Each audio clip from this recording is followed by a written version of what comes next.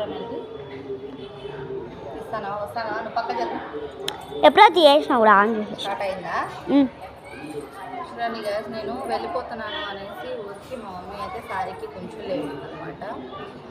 Evening నుంచి start చేశాను, ఇప్పటి వరకు కూడా ఇంకా అవ్వలేదు. అంటే డైరెక్ట్ శారీ కూడా వేయచ్చు, కొంచెం చూపి డైరెక్ట్ పుంచులు శారీకి కూడా వేయచ్చు అనమాట. నేను ఏంటంటే శారీకి వేస్తే ఎక్కువ టైం పడుతుందని ఇలా పుంచులు అయితే ప్రిపేర్ చేసుకుంటున్నాను.